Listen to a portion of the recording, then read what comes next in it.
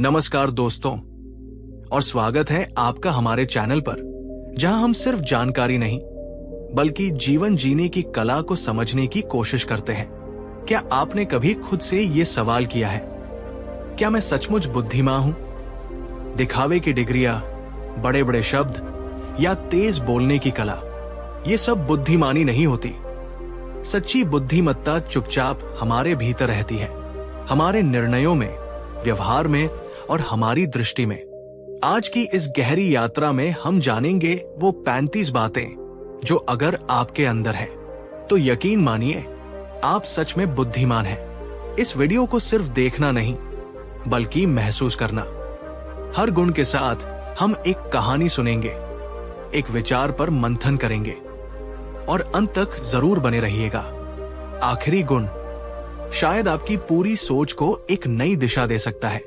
और हाँ, इस ज्ञान के सफर को शुरू करने से पहले अगर ये बातें आपके दिल को छूने लगे तो वीडियो को एक लाइक जरूर कर दीजिए। चलिए शुरू करते हैं। गुण 1, सुनना सीखना बोलने से ज्यादा जरूरी है। हमारा पहला गुण शायद सबसे सरल लेकिन सबसे ज्यादा नजरअंदाज किया जाने वाला गुण है, सुनने की कला। हम एक ऐसी दुनिया में रहते हैं जहां हर कोई अपनी बात कहना चाहता है, हर कोई अपनी आवाज सुनाना चाहता है। हमें लगता है कि जो ज्यादा बोलता है वो ज्यादा जानता है, लेकिन बुद्धिमत्ता का रास्ता इसके ठीक विपरीत है। इसे एक बहुत ही सुंदर कहानी से समझते हैं, बुद्ध और बातूनी युवक की। एक बार की बात है, एक युवक था जिसे अपने ज्ञान पर बड़ा घमंड था। उसने कई शास्त्र पढ़े थे और वो तर्क वितर्क में माहिर था। उसने गौतम बुद्ध की ख्याति सुनी और उन्हें चुनौती देने, या यूं कहें कि उन पर अपने ज्ञान का रौब जमाने के लिए उनके पास पहुंच गया। वो बुद्ध के सामने बैठते ही बोलना शुरू हो गया। वो दर्शन की बातें करने लगा, आत्मा परमात्मा पर अपने विचार रखने लगा और जीवन के गूढ़ रहस्यों पर अपनी राय देने लगा। वो लगातार बोले जा रहा था। अपनी आवाज में एक अहंकार और अधीरता थी। वो चाहता था कि बुद्ध उसकी बातों से प्रभावित हो। गौतम बुद्ध शांत बैठे रहे। उनके चेहरे पर एक हल्की करुणामयी मुस्कान थी। वे बस उसे देख रहे थे, उसकी हर बात को ध्यान से सुन रहे थे, बिना टोके, बिना कोई प्रतिक्रिया दिए। जब युवक बोलते बोलते थक गया और उसने देखा कि बुद्ध पर उसकी बातों का कोई असर नहीं हो रहा है तो वो थोड़ा चिढ़ गया। उसने पूछा, हे महात्मा, मैं इतनी देर से बोल रहा हूं, इतने गहरे ज्ञान की बातें कर रहा हूं और आप चुप है, आप कुछ कहते क्यों नहीं? बुद्ध अपनी उसी शांत मुस्कान के साथ बोले, पुत्र, मैं तो बोलने को तैयार हूं, लेकिन पहले तुम सुनना तो शुरू करो। उन्होंने आगे समझाया, तुम्हारा पात्र पहले से ही तुम्हारे अपने विचारों से लबालब भरा हुआ है। जब तक तुम उसे खाली नहीं करोगे उसमें मेरे शब्द कैसे समाएंगे? तुम सुन नहीं रहे हो, तुम बस अपनी बारी का इंतजार कर रहे हो ताकि तुम फिर से बोल सको। वो एक वाक्य उस युवक के अहंकार पर किसी हथौड़े की तरह लगा। उसे पहली बार एहसास हुआ कि वो सुनने के लिए नहीं, सिर्फ सुनाने के लिए आया था। उस दिन उसने बुद्धिमत्ता का पहला पाठ सीखा। दोस्तों, ये कहानी हमें क्या सिखाती है? बुद्धिमान व्यक्ति हमेशा एक अच्छा श्रोता होता है, क्योंकि सुनना सिर्फ कानों का काम नहीं है, ये दिल और दिमाग का काम है। ये सिर्फ शब्दों को पकड़ना नहीं बल्कि शब्दों के पीछे छिपे भाव को, दर्द को, खुशी को और अनकही बातों को समझना है। तो अब आप खुद से पूछिए, जब कोई मुझसे बात करता है तो क्या मैं सच में उसे सुनता हूं या मैं अपने मन में अपना जवाब तैयार कर रहा होता हूं?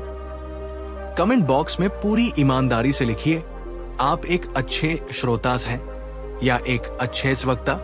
इस एक सवाल का जवाब आपको आपके व्यक्तित्व का आईना दिखा देगा। गुण 2, सवाल पूछने की कला बुद्धिमत्ता का दूसरा स्तंभ है। सही सवाल पूछने की हिम्मत और कला। हमारे समाज में अक्सर सवाल पूछने को अज्ञानता की निशानी माना जाता है। बचपन से हमें सिखाया जाता है, चुप रहो, ज्यादा सवाल मत करो। हमें डर लगता है कि अगर हम सवाल पूछेंगे तो लोग हमें बेवकूफ समझेंगे। लेकिन एक बुद्धिमान व्यक्ति जानता है कि इसका ठीक उल्टा सच है। जवाब आपको कुछ समय के लिए ज्ञान दे सकता है, लेकिन एक अच्छा सवाल आपको जिंदगी भर के लिए सीखने के रास्ते पर डाल देता है। आचार्य चाणक्य ने कहा था, जो प्रश्न नहीं पूछता वो या तो सब कुछ जानता है, जो कि असंभव है, या फिर वो कुछ भी नहीं जानना चाहता, जो कि मूर्खता है। बुद्धिमत्ता मान लेने में नहीं, बल्कि जानने की इच्छा में है, और जानने की इच्छा सवालों से ही जन्म लेती है। दो शिष्य और पेड़ का रहस्य की कहानी के माध्यम से समझते हैं। एक गुरुकुल में दो शिष्य थे, आरव और नकुल। दोनों ही बहुत मेहनती थे। एक दिन गुरु उन्हें एक विशाल बरगद के पेड़ के नीचे ले गए और बोले, ये पेड़ सैकड़ों वर्षों से यहाँ खड़ा है। ये हमें जीवन के बारे में बहुत कुछ सिखाता है। नकुल ने सिर हिलाया और कहा, जी गुरुदेव, मैं समझ गया। ये पेड़ हमें स्थिरता और मजबूती सिखाता है। उसने मान लिया कि उसे जवाब मिल गया, लेकिन आरव चुप रहा। उसके चेहरे पर एक गहरी सोच थी। उसने पूछा, गुरुदेव, आपने कहा ये पेड़ सिखाता है, पर ये इतना विशाल कैसे बना? इसके बीज में ऐसी क्या शक्ति थी? ये बिना किसी सहारे के इतने तूफानों का सामना कैसे कर लेता है? इसकी जड़ें कितनी गहरी होंगी? क्या इसकी हर पत्ती का एक ही काम है? गुरु मुस्कुराए। उन्होंने नकुल की ओर देखा और फिर आरव की ओर। उन्होंने कहा, नकुल, तुमने उत्तर को स्वीकार कर लिया, लेकिन आरव, तुमने उत्तर की खोज शुरू की है। चलो, आज हम तुम्हारे सवालों के जवाब ढूंढते हैं। उस दिन गुरु ने आरव को जड़, तना, पत्तियां, बीज और पारिस्थितिकी तंत्र का वो गहरा ज्ञान दिया जो नकुल कभी नहीं सीख पाया, क्योंकि नकुल ने जवाब पर रुकना चुना और आरव ने सवालों के साथ आगे बढ़ना। सालों बाद आरव अपने समय का एक महान वनस्पति शास्त्री और ज्ञानी बना, जबकि नकुल एक सामान्य जानकार बनकर रह गया। दोस्तों, बुद्धिमान लोग कभी भी जानकारी को यूं ही स्वीकार नहीं करते। वे उसके में उतरते हैं। वे क्या से ज्यादा क्यों और कैसे पर ध्यान देते हैं। अगली बार जब आप किसी मीटिंग में हो, किसी क्लास में हो, या ये वीडियो ही देख रहे हो, तो चुप मत रहिए। अगर मन में कोई सवाल आए तो पूछिए। आपकी एक जिज्ञासा आपको ज्ञान के एक नए दरवाजे तक ले जा सकती है। कमेंट करके बताइए, आपने हाल ही में कौन सा ऐसा सवाल खुद से या किसी और से पूछा जिसने आपकी सोच को एक नया आयाम दिया? गुण 3, धैर्य। तुरंत प्रतिक्रिया नहीं, सोच समझकर उत्तर। बुद्धिमत्ता का तीसरा और सबसे महत्वपूर्ण गुण है धैर्य। विशेष रूप से अपनी भावनाओं के उबाल में धैर्य रखना। जब कोई हमारा अपमान करता है, जब हालात हमारे खिलाफ होते हैं, या जब हम पर कोई झूठा आरोप लगता है, तो हमारा पहला आवेग क्या होता है? तुरंत प्रतिक्रिया देना, रिएक्ट करना। हम गुस्से में चिल्लाते हैं, बचाव में बहस करते हैं, या घबराहट में कोई गलत फैसला ले लेते हैं। लेकिन एक बुद्धिमान व्यक्ति प्रतिक्रिया, रिएक्शन और उत्तर के बीच का फर्क जानता है। प्रतिक्रिया भावनात्मक होती है, बिना सोची समझी। ये एक जानवर की प्रवृत्ति है। उत्तर विवेकपूर्ण होता है, शांत मन से सोचा समझा। ये एक बुद्धिमान इंसान की निशानी है। कहानी, समुराई और उसकी शांत तलवार। प्राचीन जापान में एक महान समुराई योद्धा था जिसका नाम था केंजी। उसकी तलवारबाजी के चर्चे दूर दूर तक थे, लेकिन उसकी तलवार से ज्यादा मशहूर था उसका धैर्य। एक दिन एक युवा अहंकारी योद्धा उसे चुनौती देने आया। वो केंजी को सबके सामने अपमानित करके प्रसिद्धि पाना चाहता था। उसने बाजार के बीच में केंजी को ललकारा और उन पर भद्दे से भद्दे आरोप लगाए। उसने उनके पूर्वजों को गाली दी, उनकी कायरता का मजाक उड़ाया। केंजी शांत खड़े रहे। उनके चेहरे पर कोई भाव नहीं था। वे बस उसे देखते रहे। ये देखकर युवा योद्धा और भी क्रोधित हो गया। उसने केंजी के चेहरे पर थूक दिया। फिर भी केंजी शांत रहे। उन्होंने बस अपनी रेशमी रुमाल से अपना चेहरा पोंछा और चुपचाप वहां से जाने लगे। केंजी के शिष्य हैरान और गुस्से में थे। उन्होंने केंजी को घेरा और कहा, गुरुजी, आपने उस दुष्ट को सबक क्यों नहीं सिखाया? आपने अपनी तलवार क्यों नहीं निकाली? आपने हमारा सिर शर्म से झुका दिया। केंजी ने रुककर अपने शिष्यों से पूछा, अगर कोई तुम्हें एक उपहार दे और तुम उसे स्वीकार न करो, तो वो उपहार किसका रहता है? एक शिष्य ने कहा, वो उपहार देने वाले का ही रहता है। केंजी ने कहा, बिल्कुल सही। उस व्यक्ति ने मुझे क्रोध, अपमान और घृणा का उपहार देने की कोशिश की। मैंने उसे स्वीकार नहीं किया। तो अब वो सारा क्रोध और अपमान किसके पास रह गया? उन्होंने समझाया, मेरी तलवार मेरी मर्जी से निकलती है, किसी और के उकसाने से नहीं। तुरंत प्रतिक्रिया देना कमजोरी है। शांत रहकर सही समय और सही कदम का इंतजार करना ही असली ताकत है। दृश्य, वो युवा योद्धा अकेले में अपने गुस्से से जल रहा है, जबकि केंजी शांत है। दोस्तों, ये कहानी हमें सिखाती है कि असली नियंत्रण दूसरों पर नहीं, खुद पर होता है। अगली बार जब आप किसी मुश्किल स्थिति में हो, तो तुरंत प्रतिक्रिया देने से पहले बस 3 सेकंड रुके, एक गहरी सांस ले। ये छोटा सा पॉज आपके दिमाग को भावनाओं के चंगुल से निकालकर सोचने का मौका देगा।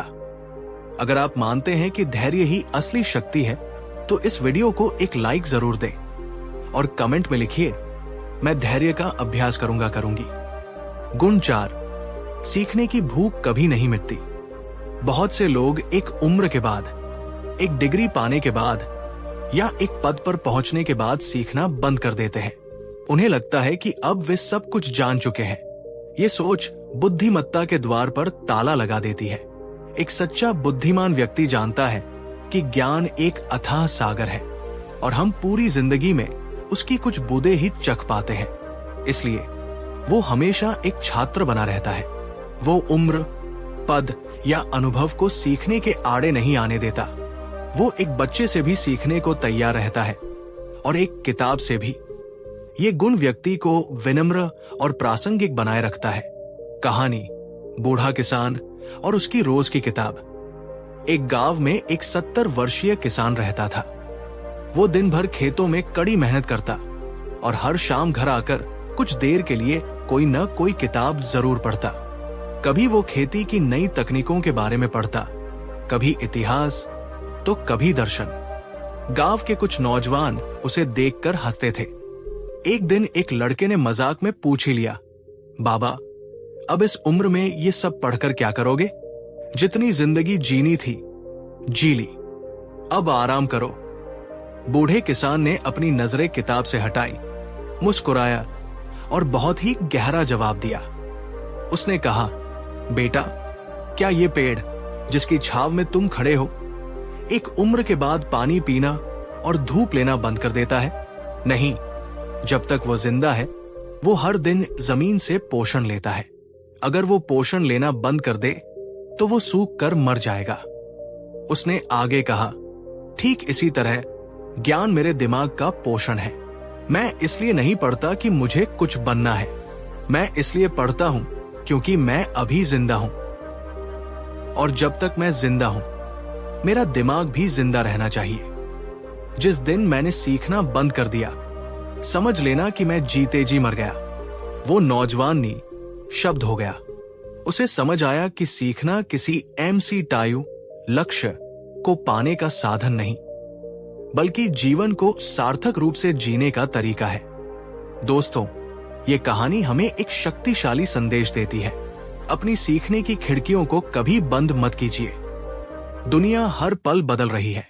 जो आज सच है वो कल पुराना हो सकता है। क्या आपने आज कुछ नया सीखा? चाहे वो एक नया शब्द हो, एक नया स्किल हो या किसी इंसान से मिला कोई नया अनुभव हो। कमेंट में बताइए, आज आपने क्या नया सीखा? अगर अभी तक कुछ नहीं सीखा तो कोई बात नहीं। ये वीडियो खत्म होने के बाद 5 मिनट के लिए कुछ भी नया पढ़ने या सीखने का संकल्प लीजिए। यही बुद्धिमत्ता की ओर पहला कदम है। गुण 5, आत्मनिरीक्षण, खुद से सवाल करने की शक्ति। बुद्धिमत्ता का 5वां गुण बाहर की दुनिया से नहीं, बल्कि भीतर की दुनिया से जुड़ा है। इसे कहते हैं आत्मनिरीक्षण। हम दिन भर दूसरों को देखते हैं, दूसरों को परखते हैं, दूसरों की गलतियां निकालते हैं, ये बहुत आसान है, लेकिन सबसे मुश्किल काम है आईने में खुद को देखना और खुद से कड़वे सवाल पूछना। एक बुद्धिमान व्यक्ति ये मुश्किल काम हर रोज करता है। वो जानता है कि सबसे बड़ी लड़ाई और सबसे बड़ा सुधार अपने अंदर ही होना है। वो दूसरों को बदलने की कोशिश करने से पहले खुद को बेहतर बनाने पर ध्यान देता है। कहानी राजा और उसके 3 सवाल। एक राजा था जो बहुत न्यायप्रिय और अपनी प्रजा का प्रिय था, लेकिन उसके अंदर एक बात थी जो उसे हमेशा बेचैन रखती थी। वो खुद को और बेहतर कैसे बनाए? उसने अपने गुरु से इसका उपाय पूछा। गुरु ने उसे एक सरल लेकिन शक्तिशाली अभ्यास दिया। उन्होंने कहा, राजन, हर रात सोने से पहले और किसी से बात किए बिना बस 5 मिनट के लिए अकेले बैठना और पूरी ईमानदारी से खुद से ये 3 सवाल पूछना। आज मैंने क्या अच्छा काम किया? आज मुझसे क्या गलती हुई? मैं कल खुद को आज से बेहतर कैसे बना सकता हूं? राजा ने उस दिन से ये अभ्यास शुरू कर दिया। शुरू में ये बहुत मुश्किल लगा। उसका अहंकार उसे अपनी गलतियां मानने से रोकता था, लेकिन धीरे धीरे उसे इसकी आदत पड़ गई। जब वो सोचता कि आज उसने क्या अच्छा किया तो उसे संतोष मिलता। जब वो अपनी गलती को पहचानता तो उसे विनम्रता का एहसास होता, और जब वो कल के सुधार के बारे में सोचता तो उसे एक नई दिशा और उम्मीद मिलती। कुछ ही महीनों में राजा के व्यवहार और उसके फैसलों में एक अद्भुत परिपक्वता और शांति आ गई। वो पहले से भी ज्यादा बुद्धिमान और संतुलित शासक बन गया, क्योंकि अब वो सिर्फ बाहर की दुनिया पर नहीं बल्कि अपने मन पर भी राज करना सीख गया था। दृश्य: राजा शांति से आंखें बंद किए बैठा है और उसके चेहरे पर एक गहरी समझ का भाव है। दोस्तों, ये 3 सवालों का अभ्यास कोई भी कहीं भी कर सकता है। ये आपके जीवन का सबसे शक्तिशाली टूल बन सकता है। अगर आप हर रात सोने से पहले खुद से ये 3 सवाल पूछने का नियम बना ले, तो यकीन मानिए आप हर गुजरते दिन के साथ बुद्धिमत्ता की सीढ़ियां चढ़ते जाएंगे। कमेंट करके बताइए, क्या आपने कभी खुद से इस तरह के सवाल किए हैं? अगर नहीं, तो क्या आज रात से आप ये शुरुआत करने के लिए तैयार हैं? गुण 6, अहम को तोड़कर विनम्र बनना। बुद्धिमत्ता का छठा गुण शायद सबसे विरोधाभासी लगता है। वो है विनम्रता। हमें लगता है कि ज्ञानी व्यक्ति वह है जो आत्मविश्वास से भरा हो, जिसे अपनी क्षमताओं पर गर्व हो। लेकिन सच्चा ज्ञानी जानता है कि अहंकार ज्ञान का सबसे बड़ा दुश्मन है। अहंकार एक भरे हुए बर्तन की तरह है जिसमें ज्ञान की एक बूंद भी और नहीं डाली जा सकती। विनम्रता का अर्थ खुद को कम समझना नहीं है। इसका अर्थ है खुद के बारे में कम सोचना। ये समझना कि इस ब्रह्मांड में मैं एक छोटा सा कण हूं और अभी मुझे बहुत कुछ सीखना बाकी है। जब आप विनम्र होते हैं तभी आप दूसरों से सीख पाते हैं, अपनी गलतियों को स्वीकार कर पाते हैं और लोगों का दिल जीत पाते हैं। कहानी राजा और खाली कटोरी। ये कहानी उसी राजा की है जो अपने ज्ञान के अहंकार में डूबा रहता था। उसने बहुत सारे ग्रंथ पढ़े थे और वो मानता था कि उससे बड़ा ज्ञानी कोई नहीं है। जब उसने बुद्ध की प्रसिद्धि सुनी तो वो उनसे मिलने गया, ये देखने के लिए कि बुद्ध उससे ज्यादा क्या जानते हैं। वो अपने पूरे लावलश्कर और शान शौकत के साथ बुद्ध के आश्रम पहुंचा। वो बुद्ध के सामने बैठा और बोला, मैंने सुना है आप बहुत ज्ञानी हैं, मुझे भी कुछ ज्ञान दीजिए। उसकी आवाज में मांग थी, विनम्रता नहीं। बुद्ध ने उसकी ओर देखा और अपने एक शिष्य को एक खाली कटोरी और एक चाय की केतली लाने को कहा। बुद्ध ने राजा के सामने रखी कटोरी में चाय डालना शुरू किया। कटोरी भर गई, लेकिन बुद्ध चाय डालते रहे। चाय छलक कर बाहर बहने लगी। राजा अधीर होकर बोला, आप ये क्या कर रहे हैं? कटोरी भर चुकी है और आप डाले जा रहे हैं, ये बर्बाद हो रही है। बुद्ध ने चाय डालना बंद किया, राजा की आंखों में देखा और मुस्कुराकर कहा, राजन, ठीक यही तुम अपने साथ कर रहे हो। तुम्हारा मन पहले से ही तुम्हारे अपने ज्ञान और अहंकार से लबालब भरा हुआ है। जब तक तुम अपनी इस कटोरी को खाली करके मेरे सामने नहीं आओगे, मेरा कोई भी ज्ञान तुम्हारे अंदर कैसे जाएगा? वो तो बस बाहर ही बह जाएगा। उन्होंने कहा, अगर सच में कुछ सीखना चाहते हो तो एक खाली कटोरी बनकर आओ। उस दिन राजा को समझ आया कि सच्चा ज्ञान शस्त्रों में नहीं, शास्त्रों में नहीं, बल्कि विनम्रता में है। दोस्तों, क्या हमारी कटोरी भी हमारे अहंकार से भरी हुई है? क्या हम ये मानने को तैयार है कि हम सब कुछ नहीं जानते? बुद्धिमत्ता का पहला नियम है विनम्रता। ज्ञान कभी घमंड में नहीं, नम्रता में फलता फूलता है। नीचे कमेंट्स में लिखिए, मैं एक खाली कटोरी बनने को तैयार हूं। अगर आप भी अहंकार को छोड़कर सीखने के लिए तैयार हैं। गुण 7, समस्याओं को समाधान में बदलने की कला। बुद्धिमत्ता का 7वां गुण बहुत ही व्यावहारिक है। यह है समस्या समाधान की मानसिकता। ज्यादातर लोग जब किसी समस्या का सामना करते हैं तो वे 3 चीजें करते हैं: शिकायत करना, दूसरों को दोष देना या निराश होकर बैठ जाना। लेकिन एक बुद्धिमान व्यक्ति का नजरिया अलग होता है। वो समस्या को एक बाधा के रूप में नहीं, बल्कि एक पहेली, पजल के रूप में देखता है। वो उसे एक अवसर के रूप में देखता है, कुछ नया सीखने का, अपनी क्षमताओं को परखने का और एक नया रास्ता खोजने का। वो शिकायत करने में अपनी ऊर्जा बर्बाद नहीं करता, वो समाधान खोजने में अपनी ऊर्जा लगाता है। वो पूछता है, ठीक है, ये समस्या है, अब इसे हल करने के लिए क्या क्या किया जा सकता है? कहानी 2 लकड़हारे और नदी की बाढ़। एक गांव में 2 लकड़हारे रहते थे, मोहन और सोहन। वे रोज जंगल से लकड़ी काट कर लाते और शहर में बेचकर अपना गुजारा करते थे। गांव और जंगल के बीच एक नदी पड़ती थी, जिस पर एक छोटा सा लकड़ी का पुल था। एक रात भारी बारिश के कारण नदी में बाढ़ आ गई और वो पुल बह गया। अगली सुबह जब दोनों लकड़हारे नदी के किनारे पहुंचे तो पुल को गायब देखकर सोहन निराश हो गया। वो सिर पकड़कर बैठ गया और किस्मत को कोसने लगा। अब क्या होगा? हमारी तो रोजी रोटी ही छिन गई। अब हम नदी पार कैसे करेंगे? सरकार भी कुछ नहीं करती। वो दिन भर वही बैठकर शिकायत करता रहा, लेकिन मोहन चुपचाप स्थिति को देख रहा था। उसने शिकायत नहीं की, उसने सोचना शुरू किया। पुल टूट गया, ये एक समस्या है, इसका समाधान क्या है? उसने देखा कि बाढ़ के कारण बहुत सारे बड़े बड़े पेड़ बहकर किनारे आ लगे हैं। उसके दिमाग में एक विचार कौंधा। उसने सोहन से कहा, चलो, रोने से कुछ नहीं होगा, हम इन लकड़ियों से एक नाव बनाते हैं। सोहन ने कहा, पागल हो गए हो, हमें नाव बनानी नहीं आती। मोहन ने कहा, कोशिश तो कर सकते हैं।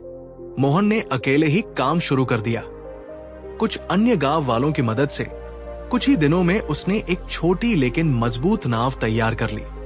अब न केवल वो खुद नदी पार करके लकड़ी ला सकता था, बल्कि वो गांव के अन्य लोगों को भी थोड़े से शुल्क पर नदी पार कराने लगा।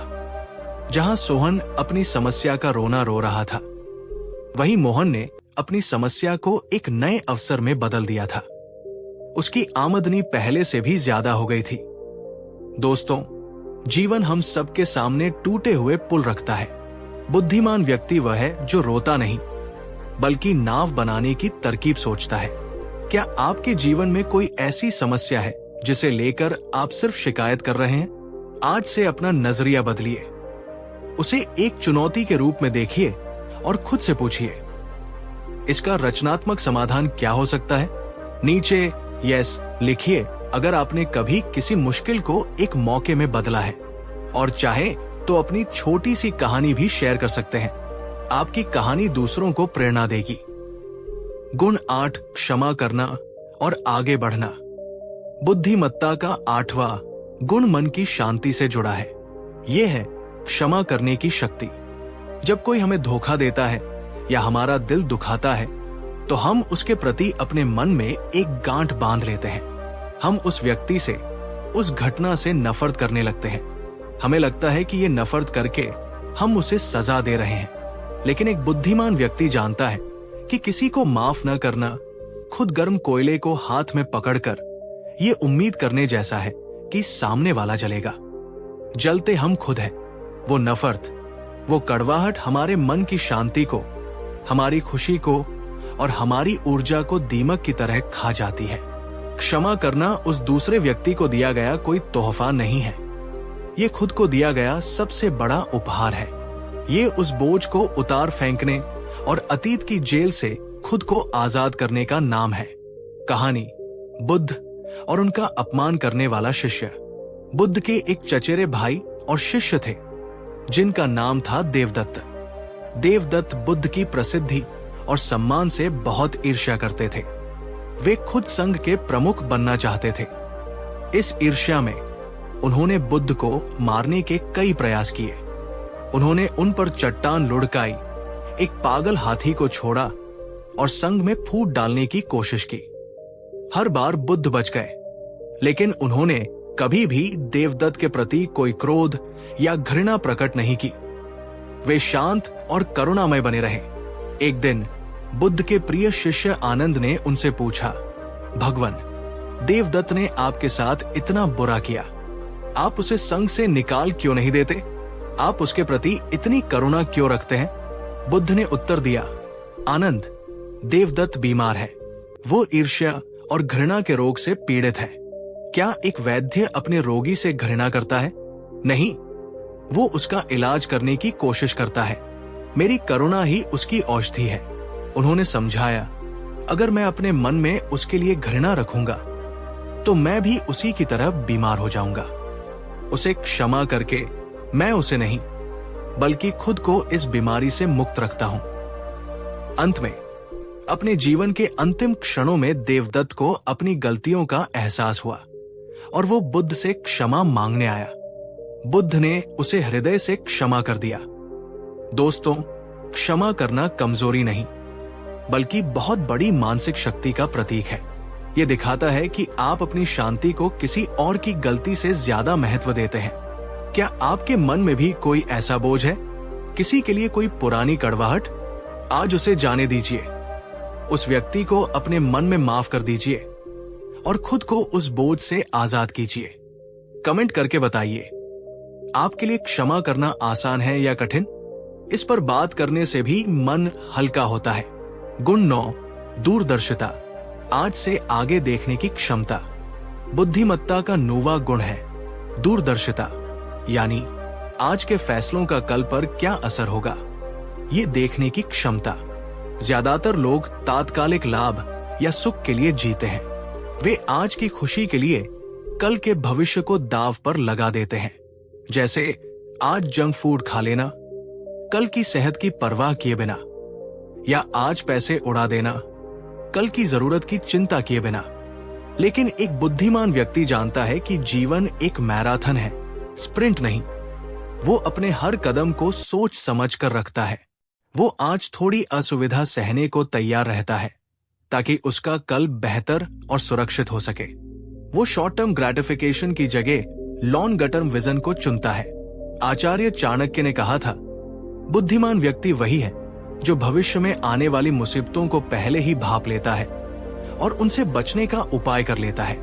ये गुण केवल वित्त या करियर में ही नहीं बल्कि रिश्तों और स्वास्थ्य में भी लागू होता है। आज आप अपने रिश्तों में जो समय और सम्मान का निवेश करेंगे वही कल आपको सहारा देगा। आज आप अपनी सेहत के लिए जो मेहनत करेंगे वही कल आपको बीमारियों से बचाएगा। तो खुद से पूछिए, क्या मेरे आज के फैसले मेरे कल को बेहतर बना रहे हैं या बिगाड़ रहे हैं? क्या मैं सिर्फ आज के बारे में सोच रहा हूं या मेरे पास अगले 5 या 10 सालों का कोई विजन है? कमेंट में लिखिए, आपका अगले 5 साल का सबसे बड़ा लक्ष्य क्या है? इसे लिखने से आपके दिमाग को एक स्पष्ट दिशा मिलेगी। गुण 10, अपने विचारों को नियंत्रित करना। और अब हम आते हैं उस 10वें और सबसे शक्तिशाली गुण पर, जो बाकी सभी 9 गुणों का आधार है। ये है अपने विचारों पर महारत हासिल करना। गौतम बुद्ध ने कहा था, हम जो कुछ भी हैं वो हमने आज तक क्या सोचा है उसका परिणाम है। हमारा मन ही सब कुछ है। जैसा हम सोचते हैं वैसा ही हम बन जाते हैं। ये एक बहुत गहरी बात है। हमारा बाहरी जीवन हमारे भीतरी विचारों का प्रतिबिंब मात्र है। अगर आपके विचार नकारात्मक, डरे हुए, क्रोधित या सीमित हैं, तो आपकी जिंदगी भी वैसी ही होगी। आप अवसरों को नहीं बल्कि समस्याओं को देखेंगे। आप लोगों में अच्छाई नहीं बल्कि बुराई खोजेंगे। लेकिन एक बुद्धिमान व्यक्ति अपने मन का गुलाम नहीं बल्कि मालिक होता है। वो जानता है कि विचार आते जाते रहते हैं, बादलों की तरह। वो उन्हें पहचानता है लेकिन उनसे चिपकता नहीं। वो नकारात्मक विचारों को चुनौती देता है और सकारात्मक विचारों को पोषित करता है। ये वैसा ही है जैसे एक बगीचे का माली। वो जानता है कि बगीचे में फूल भी उगेंगे और खरपतवार भी। एक बुद्धिमान माली खरपतवार को पहचान कर उसे निकाल फेंकता है और फूलों को खाद पानी देता है। आप अपने मन के माली हैं। क्या आप अपने विचारों के बगीचे की देखभाल कर रहे हैं? अब आप पूरी ईमानदारी से बताइए, क्या आप अपने विचारों पर नियंत्रण कर पाते हैं या आपके विचार आपको नियंत्रित करते हैं? तो दोस्तों, याद रखिए, बुद्धिमत्ता कोई मंजिल नहीं है। ये एक निरंतर चलने वाला सफर है। ये हर दिन खुद को थोड़ा और बेहतर बनाने की एक खूबसूरत प्रक्रिया है। आपको इन सभी में परफेक्ट होने की जरूरत नहीं है। बस किसी एक गुण को साधने की शुरुआत कीजिए, बाकी धीरे धीरे आने लगेंगे।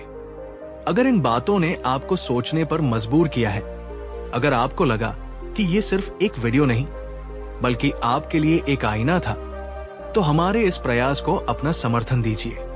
दोस्तों, मैं जानता हूं कि आप में से बहुत से लोग मेरे वीडियो को दिल से सुनते हैं, कुछ सीखते हैं और कुछ अपना जीवन बदलने की कोशिश करते हैं।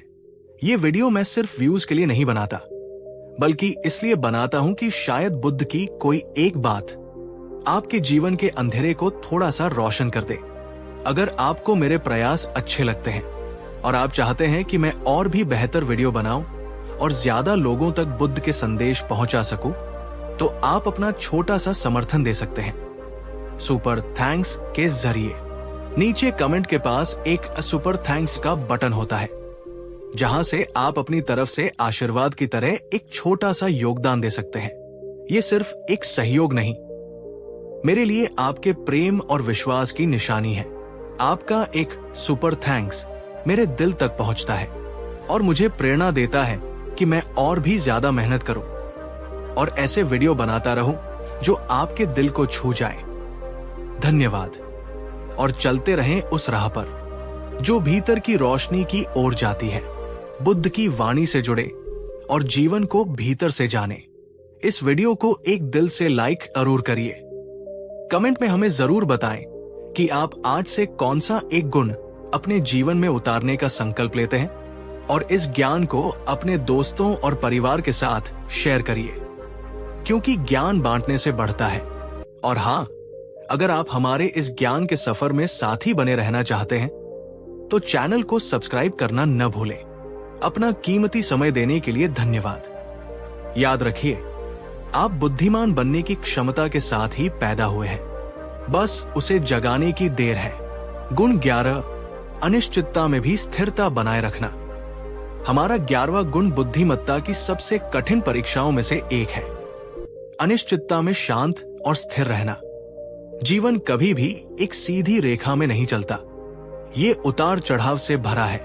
आज सफलता है तो कल असफलता हो सकती है, आज सेहत है तो कल बीमारी आ सकती है। जब सब कुछ हमारे नियंत्रण में होता है, तब शांत रहना बहुत आसान है। लेकिन असली परीक्षा तब होती है जब जमीन पैरों के नीचे से खिसक रही हो, जब भविष्य अनिश्चित हो, और फिर भी आप अपने मन की स्थिरता को बनाए रखें। एक बुद्धिमान व्यक्ति जानता है कि वो बाहरी तूफानों को नहीं रोक सकता, लेकिन वो अपने भीतर के लंगर को मजबूती से थाम सकता है। वो हालातों का गुलाम नहीं, अपने मन का स्वामी होता है। इस गुण को एक ज़ेन कहानी के माध्यम से समझते हैं। कहानी ज़ेन गुरु और तूफान।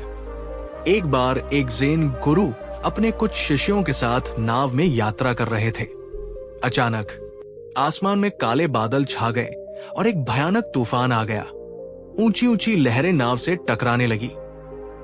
नाव बुरी तरह से डगमगाने लगी और ऐसा लग रहा था कि वो किसी भी पल पलट जाएगी। सारे शिष्य डर के मारे कांप रहे थे। वे चीख रहे थे, प्रार्थना कर रहे थे और मौत को अपने सामने देख रहे थे। लेकिन उन सब के बीच ज़ेन गुरु नाव के एक कोने में शांति से बैठे थे, जैसे कुछ हुआ ही न हो। उनके चेहरे पर वही शांत मुस्कान थी। ये देखकर एक शिष्य को थोड़ी हिम्मत मिली और थोड़ी हैरानी भी हुई। वो किसी तरह गुरु के पास पहुंचा और कांपती आवाज में बोला, गुरुजी, क्या आपको डर नहीं लग रहा? हम सब मरने वाले हैं और आप ऐसे मुस्कुरा रहे हैं जैसे किसी बगीचे में बैठे हों। गुरु ने अपनी आंखें खोली और शिष्य से पूछा, क्या इस नाव के डगमगाने से पहले तुम्हारा मन डगमगाया? उन्होंने आगे समझाया, तूफान बाहर है, मेरे भीतर नहीं। नाव लहरों पर है, लेकिन मेरा मन अपनी जगह पर स्थिर है। अगर मैं भी तुम्हारी तरह डर जाऊं, तो क्या ये नाव बच जाएगी? नहीं, लेकिन अगर मैं शांत रहूं, तो शायद मैं इस तूफान से निकलने का कोई रास्ता सोच पाऊं। डर समस्या को और बड़ा बना देता है, शांति समाधान का रास्ता खोलती है। गुरु की इस शांति और स्थिरता ने शिष्यों में भी एक अद्भुत साहस भर दिया। उन्होंने डरना बंद कर दिया और मिलकर नाव को संभालने में लग गए। कुछ घंटों बाद तूफान शांत हो गया और वे सब सुरक्षित किनारे पहुंच गए। दोस्तों, ये कहानी हमें सिखाती है कि जीवन के तूफान हमें नहीं डुबोते, हमें डुबोता है हमारे मन का डर और हमारी अस्थिरता। तो खुद से पूछिए, जब जीवन में मुश्किलें आती हैं, तो क्या आप हालातों के अनुसार बह जाते हैं या अपने मन के लंगर को थामे रखते हैं? अगर आप भी अपने मन का स्वामी बनने की राह पर हैं, तो कमेंट में पूरे विश्वास के साथ लिखिए, मैं अपने मन का स्वामी हूं। गुण 12, सूक्ष्मता से देखना और समझना बुद्धिमत्ता का 12वां गुण है। सूक्ष्म दृष्टि यानी चीजों को सिर्फ देखना नहीं, बल्कि उन्हें गौर से देखना। ज्यादातर लोग दुनिया को बहुत ही सतही तौर पर देखते हैं। वे शब्दों को सुनते हैं, लेकिन उनके पीछे के लहजे को नहीं पकड़ते। वे घटनाओं को देखते हैं, लेकिन उनके पीछे के पैटर्न को नहीं समझते। लेकिन एक बुद्धिमान व्यक्ति एक जासूस की तरह होता है। उसकी नजरें तेज होती हैं। वो छोटी छोटी बातों पर ध्यान देता है, जिन्हें बाकी दुनिया नजरअंदाज कर देती है। वो जानता है कि अक्सर बड़े बड़े सच छोटी छोटी डिटेल्स, विवरण में छिपे होते हैं। ये गुण उसे लोगों को बेहतर ढंग से समझने, धोखा खाने से बचने और सही निर्णय लेने में मदद करता है। कहानी, राजा और 3 मूर्तियां। एक बार एक राजा के दरबार में एक विदेशी कारीगर आया। उसने राजा को 3 बिल्कुल एक जैसी दिखने वाली सोने की मूर्तियां भेंट की और कहा, महाराज, ये तीनों मूर्तियां दिखने में एक जैसी हैं, लेकिन इनमें से एक उत्तम है, एक मध्यम है और एक निकृष्ट है। अगर आपके दरबार में कोई बुद्धिमान व्यक्ति है, तो वो इनके बीच का अंतर बता सकता है। राजा ने अपने सभी चतुर मंत्रियों को बुलाया। सबने मूर्तियों को बहुत ध्यान से देखा, तौला, परखा, लेकिन किसी को कोई अंतर समझ नहीं आया। सबने हार मान ली। राजा की प्रतिष्ठा दांव पर लगी थी। तभी राज्य के सबसे वृद्ध और अनुभवी मंत्री, जो अब सेवा से निवृत्त हो चुके थे, उन्हें बुलाया गया। मंत्री ने मूर्तियों को हाथ में नहीं लिया। उन्होंने बस कारीगर से एक पतला, लचीला तार मंगवाया। उन्होंने तार को पहली मूर्ति के कान में डाला। तार दूसरे कान से बाहर निकल आया। मंत्री ने कहा, यह निकृष्ट है। ये उन लोगों की तरह है जो एक कान से सुनते हैं और दूसरे से निकाल देते हैं। उन पर किसी बात का कोई असर नहीं होता। फिर उन्होंने तार को दूसरी मूर्ति के कान में डाला। तार मूर्ति के मुंह से बाहर आ गया। मंत्री ने कहा, यह मध्यम है। ये उन लोगों की तरह है जो सुनते तो हैं, लेकिन सुनी हुई हर बात को तुरंत दूसरों को बता देते हैं, बिना सोचे समझे। वे राज नहीं रख सकते। अंत में उन्होंने तार को तीसरी मूर्ति के कान में डाला। तार न तो दूसरे कान से निकला और न ही मुंह से। वो मूर्ति के अंदर ही रह गया और उसके पेट तक पहुंच गया। मंत्री मुस्कुराए और बोले, महाराज, ये उत्तम है। ये उन सच्चे बुद्धिमान लोगों की तरह है जो सुनते हैं, उसे अपने अंदर धारण करते हैं, उस पर मनन करते हैं और उसे पचा जाते हैं। वे सही समय आने पर ही बोलते हैं। पूरा दरबार उस मंत्री की सूक्ष्म दृष्टि देखकर दंग रह गया। राजा बहुत प्रसन्न हुए। दोस्तों, ये कहानी हमें सिखाती है कि बुद्धिमान व्यक्ति सिर्फ सतह को नहीं देखता, वो हमेशा गहराई में उतरता है। आप बताइए, क्या आपने कभी किसी छोटी सी अनकही बात में कोई बड़ा संदेश या सच्चाई को पकड़ा है? अगर हाँ, तो अपना अनुभव हमारे साथ शेयर कीजिए। हमें ये जानना अच्छा लगेगा। गुण 13, समय का मूल्य समझना। बुद्धिमत्ता का 13वां गुण एक ऐसी दौलत से जुड़ा है जो हम सबको बराबर मिली है, लेकिन जिसका उपयोग हर कोई अलग अलग तरीके से करता है, और वो दौलत है समय। ज्यादातर लोग समय को ऐसे खर्च करते हैं जैसे ये कभी खत्म ही नहीं होगा। वे घंटों सोशल मीडिया पर व्यर्थ की गपशप में या अतीत पर पछताने और भविष्य की चिंता करने में गवा देते हैं। लेकिन एक बुद्धिमान व्यक्ति जानता है कि समय ही जीवन है। हर एक पल जो बीत गया वो हमेशा के लिए चला गया, उसे वापस नहीं लाया जा सकता। इसलिए वो अपने समय का सबसे सचेत और कुशल प्रबंधक होता है। वो हर पल को एक कीमती सिक्के की तरह देखता है और उसे सोच समझ कर खर्च करता है। वो जानता है कि टालमटोल, प्रोक्रेस्टिनेशन सपनों का सबसे बड़ा हत्यारा है। उसका मंत्र होता है, अब नहीं तो कभी नहीं। कहानी, दार्शनिक और उसके कीमती पत्थर।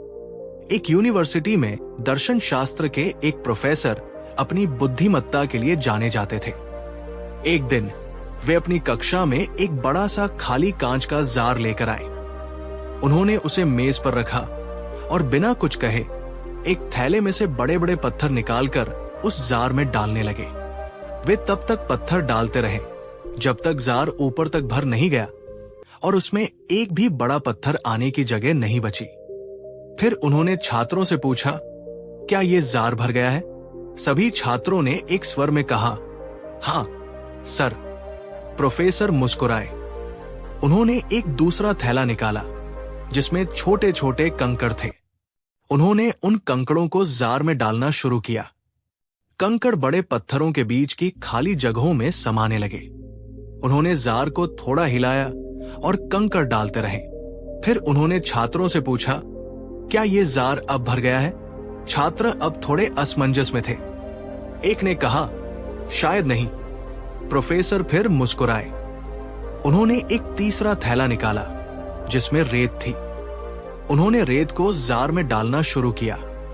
रेत ने पत्थरों और कंकड़ों के बीच की बची खुची जगह को भी भर दिया।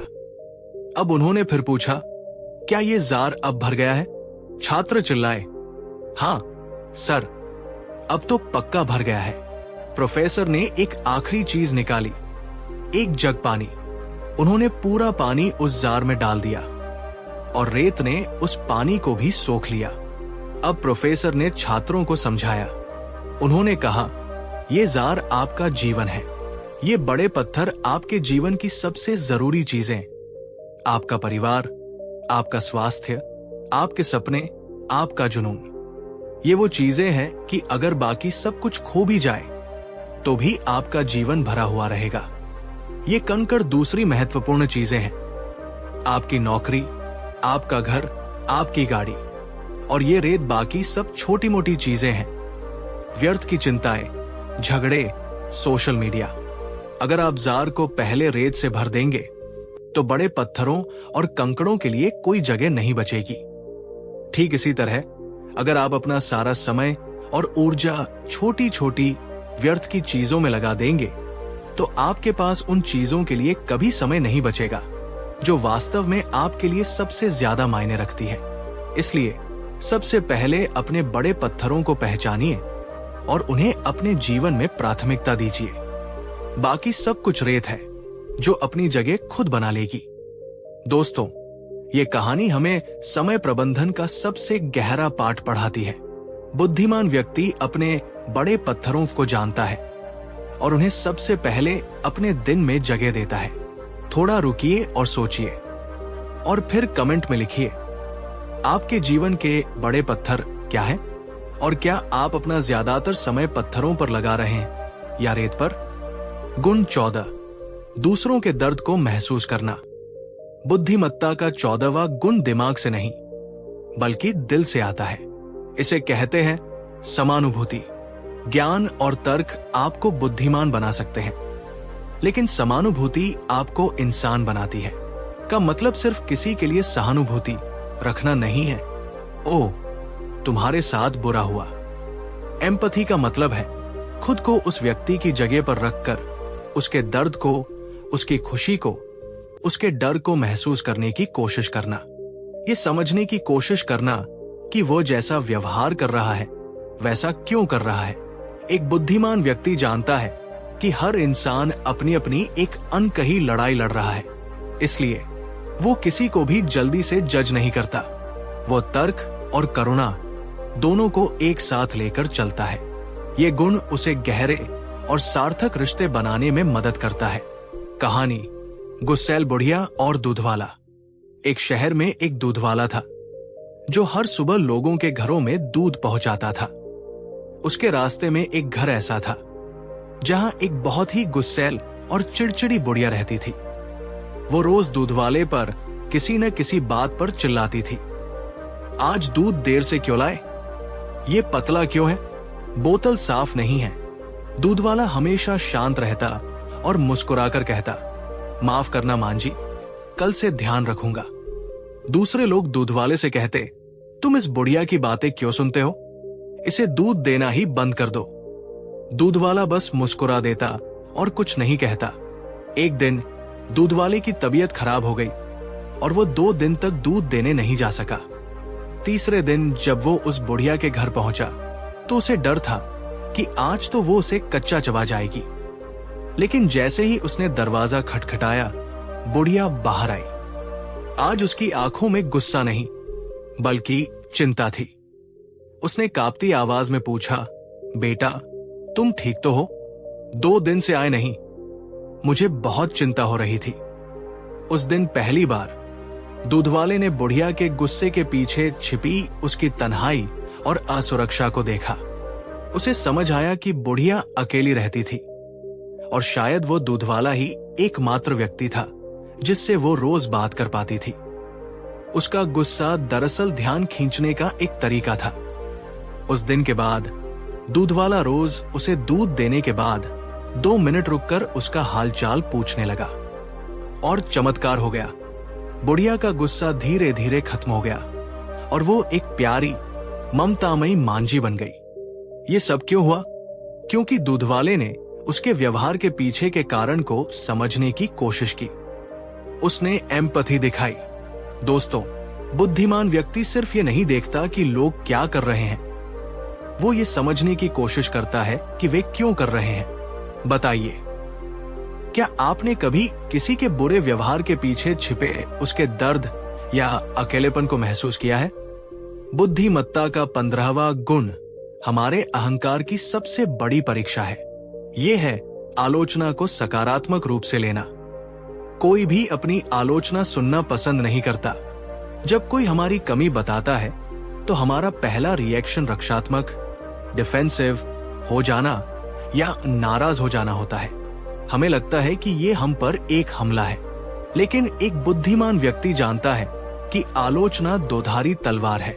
अगर ये दुर्भावना से की गई है तो उसे नजरअंदाज करना चाहिए, लेकिन अगर ये रचनात्मक, कंस्ट्रक्टिव है तो ये एक अनमोल तोहफा है। ये एक आईने की तरह है जो हमें हमारी वो कमियां दिखाता है जो हम खुद नहीं देख पाते। वो जानता है कि जब कोई आपको टोकता है तो आपके पास 2 विकल्प होते हैं, या तो आप टूट जाए या आप तराशे जाए। बुद्धिमान व्यक्ति हमेशा तराशे जाने का विकल्प चुनता है। कहानी सम्राट अकबर और उनका आलोचक। मुगल सम्राट अकबर अपने नवरत्नों और अपनी बुद्धिमत्ता के लिए प्रसिद्ध थे, लेकिन उनमें एक कमी थी। उन्हें अपनी प्रशंसा सुनना बहुत पसंद था और वे आलोचना बिल्कुल बर्दाश्त नहीं कर पाते थे। एक दिन दरबार में एक फकीर आया। उसने अकबर से कहा, जहां पनाह, आप एक महान शासक हैं, लेकिन आप में एक बहुत बड़ी खामी है। पूरा दरबार सन्न रह गया। अकबर का चेहरा गुस्से से लाल हो गया। उन्होंने कहा, तुम्हारी इतनी हिम्मत, बताओ क्या खामी है मुझ में? फकीर ने निडर होकर कहा, आप जब गुस्सा होते हैं तो आप न्याय और अन्याय का फर्क भूल जाते हैं। आपका क्रोध आपके विवेक पर हावी हो जाता है। अकबर ने तुरंत सिपाहियों को उसे कैद करने का आदेश दिया, लेकिन बीरबल ने हस्तक्षेप किया। उन्होंने अकबर से कहा, जहांपनाह, एक मिनट रुकिए। आपके हजारों प्रशंसक हैं जो दिन रात आपकी तारीफ करते हैं, लेकिन ये एक अकेला व्यक्ति है जिसमें आपको सच बताने की हिम्मत है। प्रशंसक आपको खुश कर सकते हैं, लेकिन एक सच्चा आलोचक ही आपको बेहतर बना सकता है। क्या आप सोने को आग में तपने का मौका नहीं देंगे?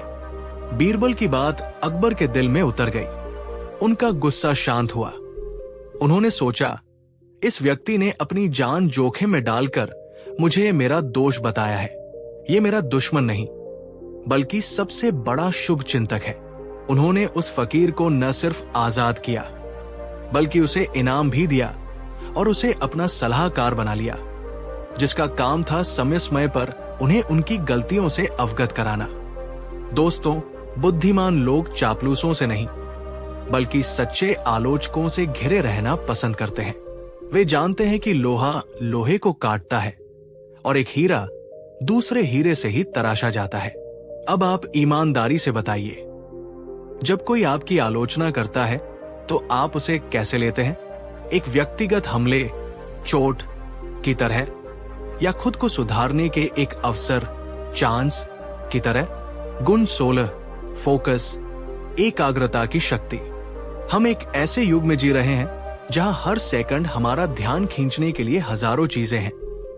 फोन की नोटिफिकेशन, सोशल मीडिया की अंतहीन स्क्रॉलिंग, खबरों का शोर। हमारा मन एक बंदर की तरह एक डाली से दूसरी डाली पर कूदता रहता है।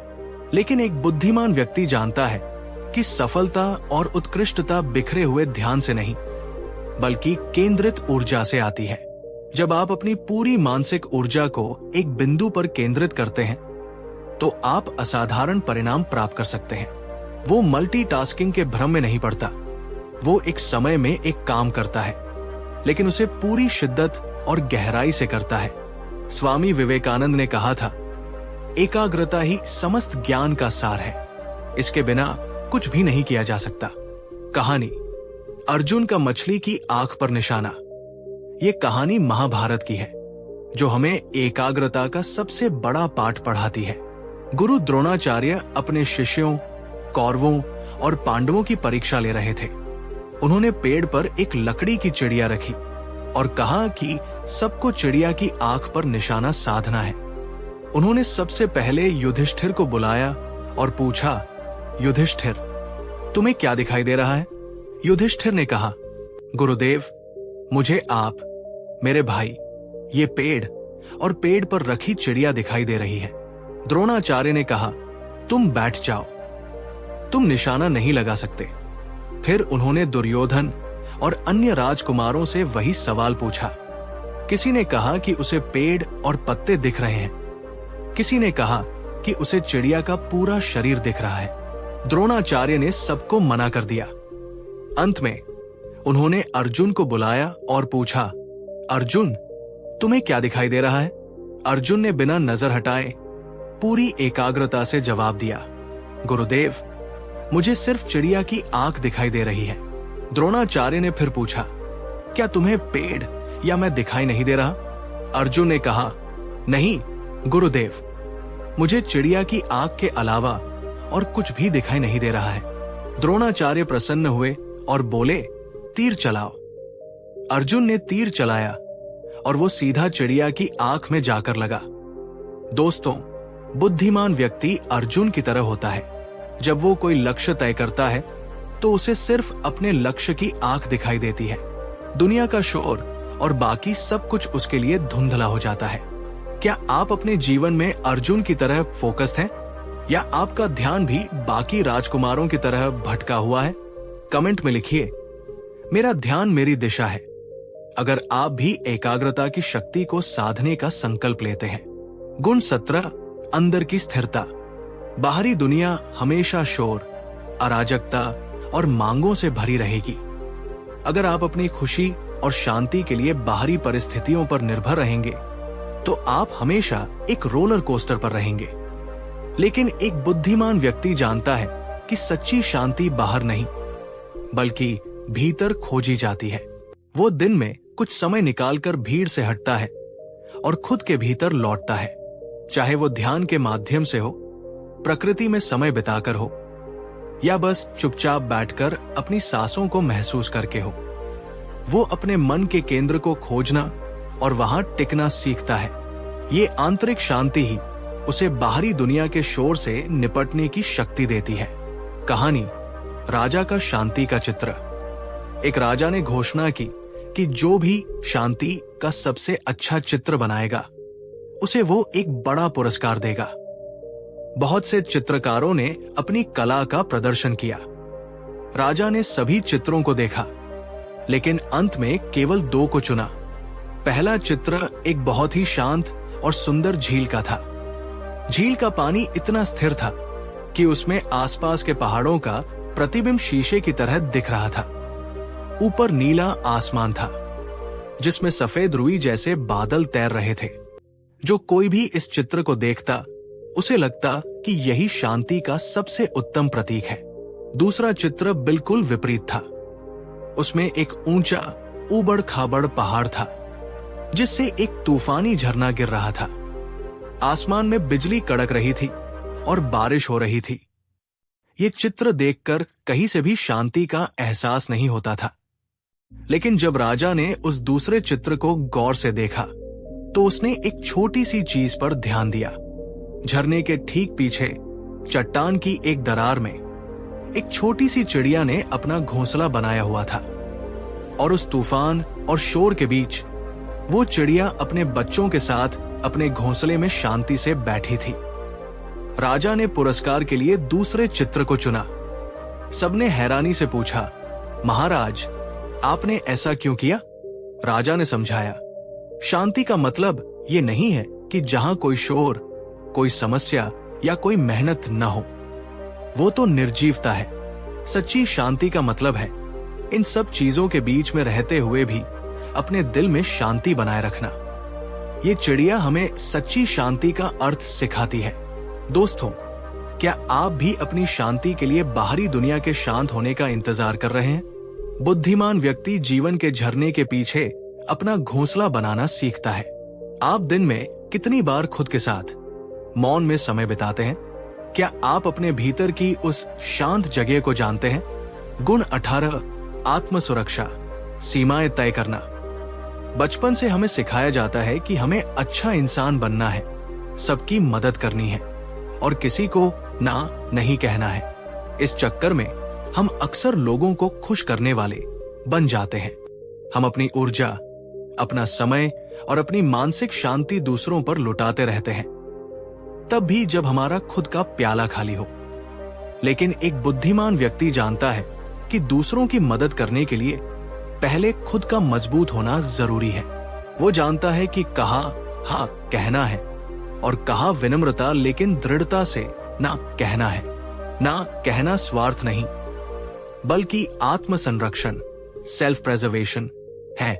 ये अपने मानसिक और भावनात्मक बगीचे के चारों ओर एक बाड़ लगाने जैसा है ताकि कोई भी आकर उसे रौंद न सके। कहानी मोमबत्ती और उसका प्रकाश। एक युवा साधक था जो हमेशा दूसरों की सेवा में लगा रहता था। वो अपना सारा समय और ऊर्जा दूसरों के दुखों को दूर करने में लगा देता था। वो कभी किसी को मना नहीं करता था, लेकिन धीरे धीरे वो खुद बहुत थक गया और अंदर से खाली महसूस करने लगा। उसकी अपनी साधना और शांति भंग हो रही थी। वो अपने गुरु के पास गया और अपनी समस्या बताई। गुरुदेव, मैं सबकी मदद करना चाहता हूं, लेकिन अब मैं खुद टूट रहा हूं। गुरु ने उसे एक जलती हुई मोमबत्ती दिखाई और कहा, इस मोमबत्ती को देखो, इसका धर्म है प्रकाश देना, लेकिन ये दूसरी मोमबत्तियों को कैसे जला सकती है? साधक ने कहा, ये अपने लौ से उन्हें जला सकती है। गुरु ने कहा, लेकिन क्या ये खुद को पूरी तरह से बुझाकर किसी को जला सकती है? नहीं, दूसरों को प्रकाश देने के लिए इसका खुद जलते रहना जरूरी है। अगर ये अपनी लौ को हवा से नहीं बचाएगी, अगर ये अपने मोम को व्यर्थ में पिघलने देगी, तो ये जल्द ही बुझ जाएगी और फिर किसी के काम नहीं आएगी। गुरु ने समझाया, तुम भी उस मोमबत्ती की तरह हो। तुम्हारी ऊर्जा और तुम्हारी शांति तुम्हारी लौ है। दूसरों की मदद करो, लेकिन अपनी लौ को बुझने मत दो। अपनी सीमाएं तय करो। पहले खुद के प्याले को भरो, तभी तुम दूसरों के प्यालों में कुछ डाल पाओगे। उस दिन साधक को समझ आया कि ना कहना कभी कभी सबसे ज्यादा दयालु काम हो सकता है खुद के प्रति। दोस्तों, क्या आप भी हर किसी को खुश करने के चक्कर में खुद को खो रहे हैं? क्या आप दूसरों के लिए अपनी सीमाएं तोड़ देते हैं? या अब आपने अपने मानसिक स्वास्थ्य की रक्षा के लिए सीमाएं बनानी शुरू कर दी हैं? गुण 19, कृपा से नेतृत्व करना, शक्ति से नहीं। बुद्धिमत्ता का 19वां गुण नेतृत्व से जुड़ा है, और ये सिर्फ ऑफिस के बॉस या देश के नेता पर ही लागू नहीं होता। ये परिवार के मुखिया, एक शिक्षक या एक बड़े भाई बहन पर भी लागू होता है। ये गुण है कृपा, ग्रेस और सम्मान से नेतृत्व करना, डर और शक्ति से नहीं। एक साधारण लीडर अपनी पोजीशन की शक्ति का उपयोग करता है। वो आदेश देता है, नियंत्रण करता है और लोगों से डर के माध्यम से काम करवाता है। लेकिन एक बुद्धिमान लीडर जानता है कि सच्चा प्रभाव शक्ति से नहीं, बल्कि सम्मान से आता है। वो लोगों को नियंत्रित नहीं करता, बल्कि उन्हें प्रेरित करता है। वो दिखावा नहीं करता, बल्कि खुद एक उदाहरण बनता है। वो अपने लोगों की सुनता है, उन्हें महत्व देता है और उनकी सफलता में अपनी सफलता देखता है। वो एक माली की तरह होता है जो जानता है कि पौधे खींचने से नहीं, बल्कि सही पोषण देने से बड़े होते हैं। कहानी 2 राजा और उनके राज्य। एक बार 2 पड़ोसी राज्य थे। पहले राज्य का राजा बहुत कठोर और शक्तिशाली था। वो अपनी प्रजा पर भारी कर लगाता था और छोटी सी गलती पर भी कड़ी सजा देता था। उसकी प्रजा उससे डरती थी और मजबूरी में उसके आदेशों का पालन करती थी। उसका राज्य बाहर से बहुत अनुशासित और मजबूत दिखता था। दूसरे राज्य का राजा बिल्कुल अलग था। वो अपनी प्रजा के साथ परिवार की तरह रहता था। वो उनके सुख दुख में शामिल होता, उनकी सलाह लेता और न्याय के साथ शासन करता था। उसकी प्रजा उससे डरती नहीं थी, बल्कि उसका सम्मान करती थी और उससे प्रेम करती थी। एक बार दोनों राज्यों पर एक बड़ी बाहरी सेना ने हमला कर दिया। पहले राजा ने अपनी प्रजा को लड़ने का आदेश दिया, लेकिन जैसे ही मौका मिला, प्रजा अपने अत्याचारी राजा को छोड़कर भाग गई। राजा अकेला पड़ गया और आसानी से हार गया। दूसरे राजा ने अपनी प्रजा से मदद की अपील की।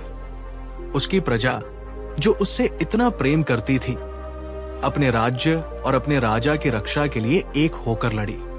हर एक नागरिक एक सैनिक बन गया। उन्होंने मिलकर उस बड़ी सेना को हरा दिया। पहला राजा शक्ति से राज करता था और शक्ति के जाते ही उसका राज खत्म हो गया।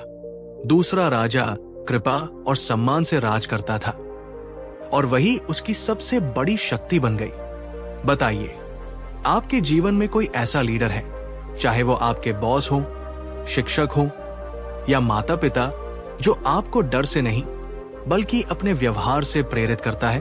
उसका नाम कमेंट्स में लिखकर उसे सम्मान दीजिए।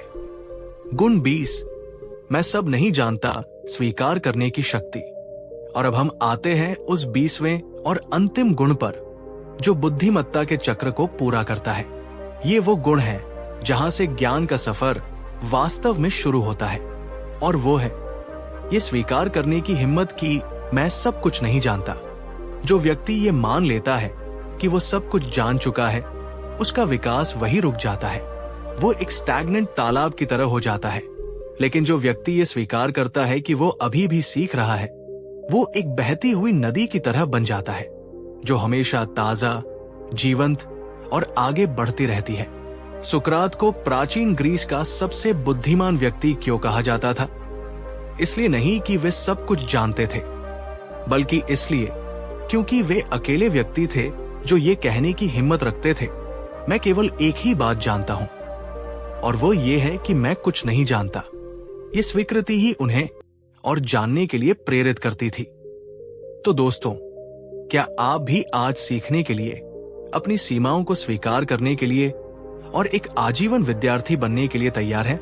अगर हां, तो कमेंट में पूरे जोश के साथ लिखिए, yes, I am a life long learner. गुण 21, जिज्ञासा बनाए रखना उम्र के पार भी। बुद्धिमत्ता की मृत्यु उसी क्षण हो जाती है जब हम ये मान लेते हैं कि अब मुझे सब कुछ आता है। ये मैं जानता हूं का भाव हमारे दिमाग के दरवाजों पर ताला लगा देता है। लेकिन एक सच्चा बुद्धिमान व्यक्ति, चाहे वो 8 साल का हो या 80 साल का, हमेशा एक छात्र बना रहता है। उसकी आंखों में हमेशा एक चमक होती है, एक सवाल होता है। वो हर चीज को एक आश्चर्य की तरह देखता है।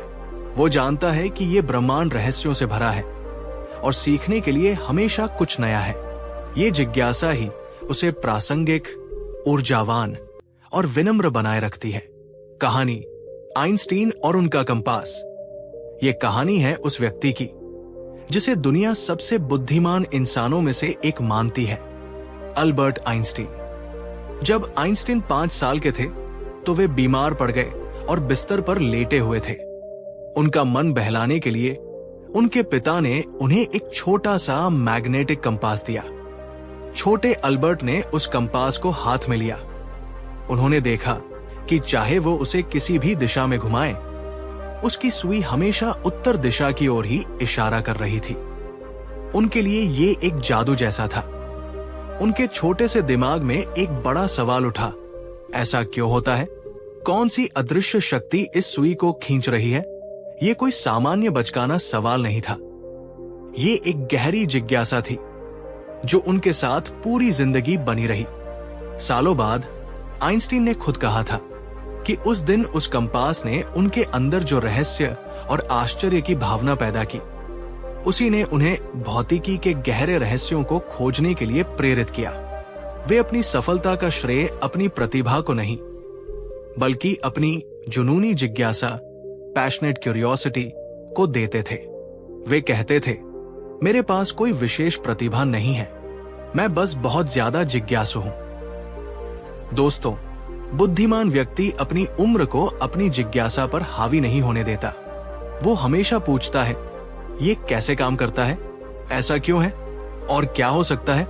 तो अब आप बताइए, क्या आपके अंदर का वो जिज्ञासु बच्चा अभी भी जिंदा है? आज आपको क्या नया जानने या सीखने की इच्छा है? कमेंट में लिखिए, मैं आज भी जिज्ञासु हूं, और अपनी उस जिज्ञासा को फिर से जगाइए। गुण 22, दूसरों की जीत पर खुशी महसूस करना। बुद्धिमत्ता का 22वां गुण हमारे चरित्र की शुद्धता को दर्शाता है। ये है दूसरों की सफलता पर सच्ची खुशी महसूस करना। ये एक बहुत ही दुर्लभ और ऊंचा गुण है। हमारा स्वाभाविक मानवीय स्वभाव अक्सर तुलना और ईर्ष्या का होता है। जब हम किसी को खुद से आगे बढ़ते हुए देखते हैं तो हमारे मन में एक हल्की सी जलन या असुरक्षा की भावना आ जाती है। लेकिन एक बुद्धिमान व्यक्ति इस संकीर्ण भावना से ऊपर उठ चुका होता है। वो जानता है कि ये ब्रह्मांड अवसरों से भरा है और किसी और की सफलता का मतलब उसकी अपनी असफलता नहीं है। वो दूसरों की जीत को एक खतरे के रूप में नहीं, बल्कि एक प्रेरणा के रूप में देखता है। वो सोचता है, अगर ये व्यक्ति ये कर सकता है तो मैं भी अपने क्षेत्र में कुछ बड़ा कर सकता हूं। इस गुण को मुदिता कहते हैं, दूसरों की खुशी में खुश होना। ये मन की गरीबी को खत्म करके उसे समृद्ध बनाता है। कहानी 2 संगीतकार मित्र। एक शहर में 2 बहुत ही प्रतिभाशाली सितार वादक रहते थे जो बचपन के दोस्त थे, रवि और मोहन। दोनों ने एक ही गुरु से सीखा था और दोनों का सपना था कि वे देश के सबसे बड़े संगीतकार बने। समय के साथ रवि को ज्यादा प्रसिद्धि मिलने लगी, उसके कार्यक्रम सफल होने लगे और उसे बड़े बड़े सम्मान मिलने लगे।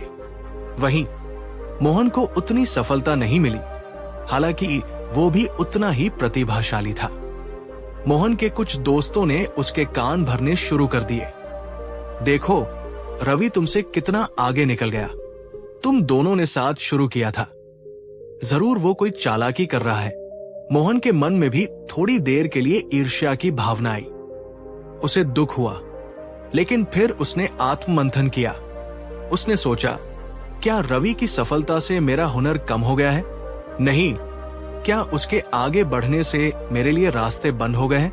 नहीं, वो मेरा दोस्त है। उसकी जीत मेरी भी जीत होनी चाहिए। उसने अपनी ईर्ष्या को प्रेरणा में बदल दिया। अगली सुबह वो एक फूलों का गुलदस्ता लेकर रवि के घर पहुंचा। रवि ने सोचा शायद मोहन उससे नाराज होगा, लेकिन मोहन ने उसे गले लगाया और कहा, दोस्त, तुम्हारी सफलता देखकर मुझे बहुत गर्व हो रहा है। तुमने हम दोनों का सपना पूरा किया है। तुम्हारी मेहनत रंग लाई। मुझे तुमसे बहुत कुछ सीखना है।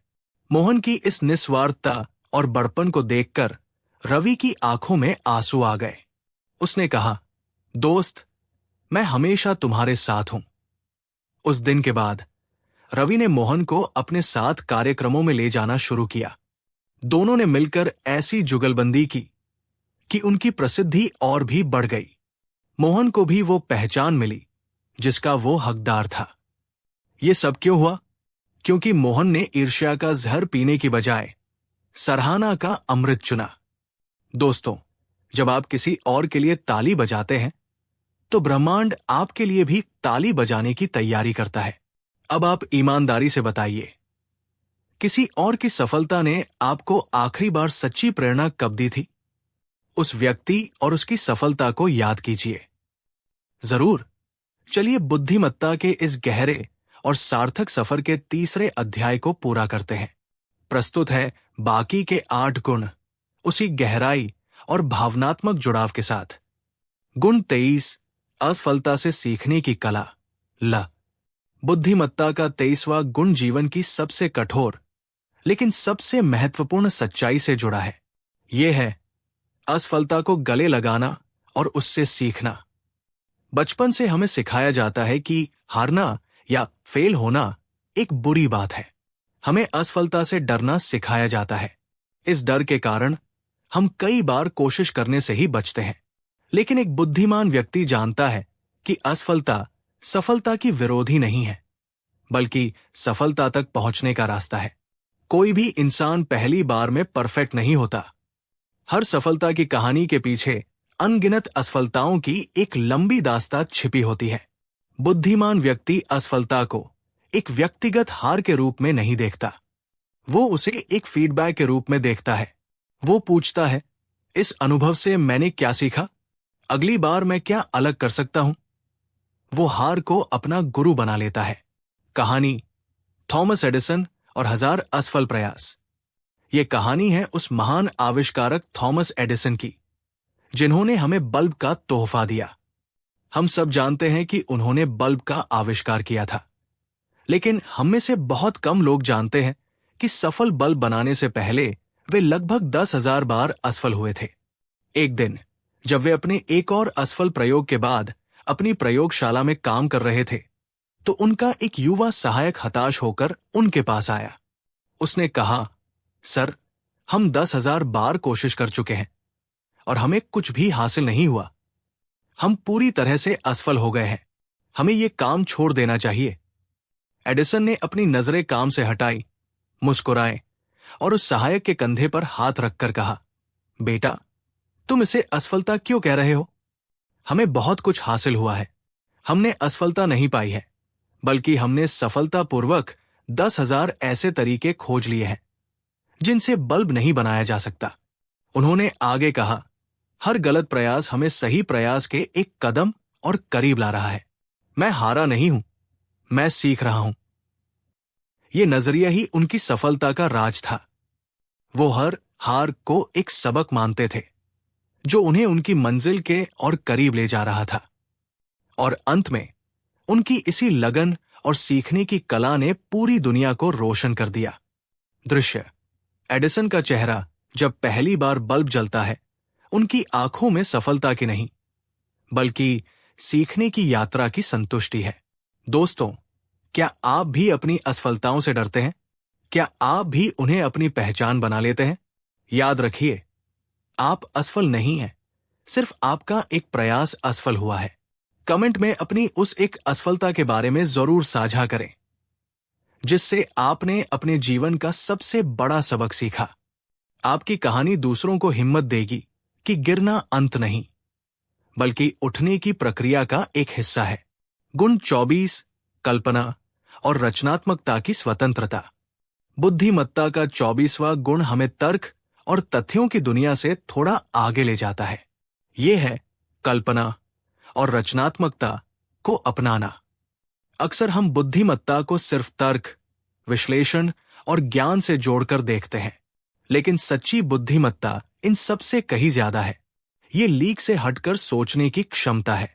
ये उन संभावनाओं को देखने की कला है जो अभी मौजूद नहीं है।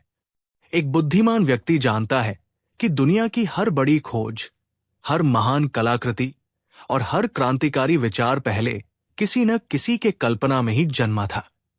वो अपने दिमाग को सिर्फ जानकारी इकट्ठा करने वाले गोदाम की तरह इस्तेमाल नहीं करता। वो उसे एक खेल के मैदान की तरह देखता है, जहां नए विचार खेल सकते हैं, जुड़ सकते हैं और कुछ नया रच सकते हैं। वो क्या है से ज्यादा क्या हो सकता है में रुचि रखता है। कहानी स्टीव जॉब्स और सुलेख की कक्षा। ये कहानी है उस व्यक्ति की जिसने टेक्नोलॉजी की दुनिया को अपनी रचनात्मकता से हमेशा के लिए बदल दिया। Steve jobs. जब स्टीव जॉब्स ने कॉलेज छोड़ा तो उनके पास कोई स्पष्ट योजना नहीं थी। उन्होंने तय किया कि वे सिर्फ उन्हीं कक्षाओं में जाएंगे जिनमें उनकी रुचि है, भले ही उनका कोई व्यावहारिक उपयोग न हो। इसी दौरान उन्होंने एक सुलेख की कक्षा में दाखिला ले लिया। उस कक्षा में उन्होंने अलग अलग टाइपफेस, अक्षरों के बीच की दूरी और सुंदर टाइपोग्राफी की कला के बारे में सीखा। उस समय इसका कोई भी व्यावहारिक उद्देश्य नहीं लग रहा था। यह बस एक कला थी जिसे वे अपनी रुचि के लिए सीख रहे थे। 10 साल बाद जब वे और उनके साथी पहला मैकिन्टॉश कंप्यूटर बना रहे थे, तब अचानक वो सुलेख की कक्षा उनके काम आई। जॉब्स ने जोर देकर कहा कि उनके कंप्यूटर में सुंदर फ़ॉन्ट और आनुपातिक स्पेसिंग होनी चाहिए। उस समय ये एक क्रांतिकारी विचार था, क्योंकि तब तक कंप्यूटर की लिखावट बहुत ही भद्दी और मशीनी हुआ करती थी। मैकिन्टॉश पहला कंप्यूटर था जिसमें सुंदर टाइपोग्राफी थी, और यही छोटी सी रचनात्मक चीज उसे दूसरे कंप्यूटरों से बिल्कुल अलग और आकर्षक बनाती थी। बाद में जॉब्स ने कहा, अगर मैंने कॉलेज में वो एक अकेली सुलेख की कक्षा नहीं की होती, तो मैक में कभी भी कई टाइपफेस या आनुपातिक रूप से स्थान वाले फ़ॉन्ट नहीं होते। और चूंकि विंडोज ने सिर्फ मैक की नकल की, तो ये संभावना है कि किसी भी पर्सनल कंप्यूटर में वे नहीं होते। दोस्तों, ये कहानी हमें क्या सिखाती है? ये सिखाती है कि रचनात्मकता और कल्पना कभी व्यर्थ नहीं जाती। बुद्धिमान व्यक्ति अपने मन में अलग अलग असंबद्ध विचारों को जोड़ने की क्षमता रखता है। वो तर्क के साथ साथ कला और सौंदर्य को भी महत्व देता है। आप अपनी रचनात्मकता को कैसे व्यक्त करते हैं? क्या आप लिखते हैं, गाते हैं, चित्र बनाते हैं, या बस समस्याओं को नए तरीके से हल करते हैं? कमेंट में लिखिए, मेरी कल्पना मेरी ताकत है। गुण 25, अहंकार को पहचानना और छोड़ना। 18 से 22:30। बुद्धिमत्ता का 25वां गुण एक सतत चलने वाली आंतरिक लड़ाई से जुड़ा है। यह है अहंकार, ईगो को पहचानना और उसे विनम्रता से एक तरफ रखना। ये एक बहुत ही सूक्ष्म गुण है। जैसे जैसे हमारा ज्ञान, हमारी सफलता या हमारी शक्ति बढ़ती है, वैसे वैसे हमारे पीछे एक परछाई की तरह हमारा अहंकार भी चुपचाप बढ़ने लगता है। हमें लगने लगता है कि मैं सही हूं, मैं दूसरों से बेहतर जानता हूं, मेरी बात सुनी जानी चाहिए। ये अहंकार हमें सीखने से रोकता है, हमें दूसरों से दूर करता है और हमें अपनी ही गलतियों को देखने से अंधा कर देता है। एक बुद्धिमान व्यक्ति इस आंतरिक दुश्मन के प्रति बहुत सजग रहता है। वो जानता है कि ज्ञान और अहंकार एक साथ नहीं रह सकते। इसलिए वो नियमित रूप से आत्मविश्लेषण करता है। जब भी उसे लगता है कि उसका अहंकार उस पर हावी हो रहा है, तो वो खुद को याद दिलाता है, मैं कुछ जानता हूं, पर सब कुछ नहीं। वो विनम्रता का रास्ता चुनता है। कहानी, महान वैज्ञानिक और उसका बगीचा। एक देश में एक बहुत ही महान और सम्मानित वैज्ञानिक थे। उन्होंने जीवन बदलने वाली कई खोजें की थी और उन्हें दुनिया भर से पुरस्कार मिले थे। उनका ज्ञान अथाह था। एक युवा पत्रकार उनका साक्षात्कार लेने आया। उसने वैज्ञानिक से पूछा, सर, आप दुनिया के सबसे बुद्धिमान व्यक्तियों में से एक हैं। इतनी सफलता और ज्ञान प्राप्त करने के बाद आप इतना विनम्र और जमीन से जुड़ा हुआ कैसे रह पाते हैं? वैज्ञानिक मुस्कुराए और उसे अपने बगीचे में ले गए। उन्होंने एक छोटे से गुलाब के पौधे की ओर इशारा किया और कहा, इस पौधे को देखो, मैं इसके बारे में सब कुछ पढ़ सकता हूं। इसकी कोशिका संरचना, प्रकाश संश्लेषण की प्रक्रिया, इसकी आनुवंशिकी, मैं इसके बारे में हजारों किताबें लिख सकता हूं। लेकिन क्या मैं अपनी पूरी बुद्धि और विज्ञान का उपयोग करके मिट्टी और पानी से इस तरह का एक भी जीवित गुलाब बना सकता हूं? नहीं, उन्होंने आगे कहा, जब भी मेरा अहंकार सिर उठाने की कोशिश करता है, मैं अपने इस बगीचे में आ जाता हूं। ये मुझे याद दिलाता है कि प्रकृति की इस विशाल बुद्धिमत्ता के सामने मेरा ज्ञान एक धूल के कण के बराबर भी नहीं है। ये मुझे मेरी जगह याद दिलाता है। दोस्तों, बुद्धिमान व्यक्ति अपनी उपलब्धियों पर गर्व करता है, लेकिन उसे अपने अस्तित्व की विशालता के सामने अपनी छोटापन का भी एहसास होता है। ये एहसास ही उसे विनम्र बनाए रखता है। क्या आपने कभी महसूस किया है कि आपके अहंकार ने आपको कुछ सीखने या किसी रिश्ते को सुधारने से रोक दिया हो? अपना अनुभव हमसे जरूर साझा करें। यह स्वीकार करना ही अहंकार को कम करने की दिशा में पहला कदम है। गुण 26, जीवन के विरोधाभासों को समझना। बचपन में हम दुनिया को काले और सफेद में देखते हैं। अच्छा या बुरा, सही या गलत, सफलता या असफलता। लेकिन एक बुद्धिमान व्यक्ति ये समझता है कि जीवन इन चरम सीमाओं में नहीं, बल्कि अनगिनत ग्रे शेड्स में जिया जाता है। वो जानता है कि कभी कभी मजबूत दिखने के लिए आपको अपनी कमजोरी को स्वीकार करना पड़ता है। कभी कभी कुछ पाने के लिए आपको कुछ छोड़ना पड़ता है। सबसे बड़ी स्वतंत्रता अक्सर सबसे बड़े अनुशासन से आती है। जो व्यक्ति सबसे ज्यादा शांत दिखता है, हो सकता है उसके अंदर सबसे शक्तिशाली विचार चल रहे हों। वो इन विरोधाभासों से असहज नहीं होता। वो जानता है कि सत्य अक्सर दो विपरीत दिखने वाली चीजों के बीच संतुलन में छिपा होता है। ये समझ उसे कट्टरपंथी या जजमेंटल होने से बचाती है। कहानी, लाओ त्से और बहता हुआ पानी। चीन के महान दार्शनिक लाओ त्से, जो ताओवाद के संस्थापक थे, अक्सर पानी का उदाहरण देते थे। वे कहते थे, इस दुनिया में पानी से ज्यादा नरम और कमजोर कुछ भी नहीं है, लेकिन कठोर और मजबूत चीजों को काटने में उससे बेहतर कुछ भी नहीं है। ये एक विरोधाभास है। पानी नरम है, लेकिन वो सबसे कठोर चट्टानों को भी समय के साथ काट सकता है। पानी का कोई आकार नहीं है, लेकिन वो किसी भी आकार में ढल सकता है। वो हमेशा नीचे की ओर बहता है, विनम्रता से, लेकिन अंत में वो सबसे ऊंचे पहाड़ों से भी जीत जाता है और समुद्र में मिल जाता है। लाओ त्से सिखाते थे कि बुद्धिमान व्यक्ति को पानी की तरह होना चाहिए, नरम लेकिन शक्तिशाली, लचीला लेकिन दृढ़, विनम्र लेकिन अजेय। उसे ये समझना चाहिए कि सच्ची ताकत कठोरता में नहीं, बल्कि लचीलेपन में है। सच्ची सफलता आक्रामक होने में नहीं, बल्कि समय के साथ धैर्यपूर्वक लगे रहने में है। दोस्तों, क्या आप भी जीवन को सिर्फ सही और गलत के चश्मे से देखते हैं? क्या आपने कभी जीवन के ऐसे किसी विरोधाभास को महसूस किया है, जहां दो विपरीत बातें एक साथ सच लग रही हों? उस बीच की जगह को महसूस करना ही बुद्धिमत्ता की निशानी है। गुण 27, खुद को अपडेट करते रहना। बुद्धिमत्ता का 27वां गुण आज के तेजी से बदलते युग में सबसे ज्यादा जरूरी है। यह है खुद को लगातार अपडेट और अनलर्न करने की क्षमता। हम सब अपने जीवन में बहुत सारे विश्वास, आदतें और विचार इकट्ठा कर लेते हैं, लेकिन समय के साथ उनमें से कुछ पुराने और अप्रासंगिक हो जाते हैं। एक साधारण व्यक्ति इन पुराने विचारों से चिपका रहता है क्योंकि वे उसके कंफर्ट जोन का हिस्सा होते हैं। वो कहता है, हम तो हमेशा से ऐसे ही करते आए हैं। लेकिन एक बुद्धिमान व्यक्ति जानता है कि विकास के लिए पुरानी और अनुपयोगी चीजों को छोड़ना उतना ही जरूरी है जितना नई चीजों को सीखना। वो अपने दिमाग को एक हार्ड ड्राइव की तरह देखता है जिसमें से समय समय पर पुरानी फाइलों को डिलीट करना और नए सॉफ्टवेयर को इंस्टॉल करना जरूरी होता है। वो अपने सबसे प्यारे विश्वासों पर भी सवाल करने से नहीं डरता। ये अननिंग की प्रक्रिया बहुत साहस की मांग करती है। कहानी लोहार और उसकी तलवार।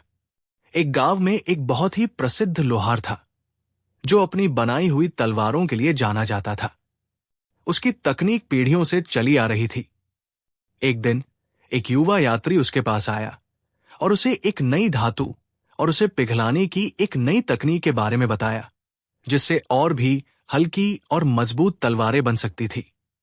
लोहार ने पहले उसे झिड़क दिया, मैं 40 साल से तलवारें बना रहा हूं, मुझे मत सिखाओ। उसका अहंकार और उसकी पुरानी आदतें उसे कुछ भी नया स्वीकार करने से रोक रही थी। लेकिन उस रात वो सो नहीं पाया।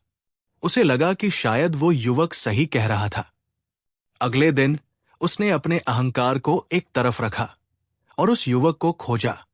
उसने कहा, मैं अपनी 40 साल की कला को भूलने और तुमसे कुछ नया सीखने को तैयार हूं। उसने वो नई तकनीक सीखी।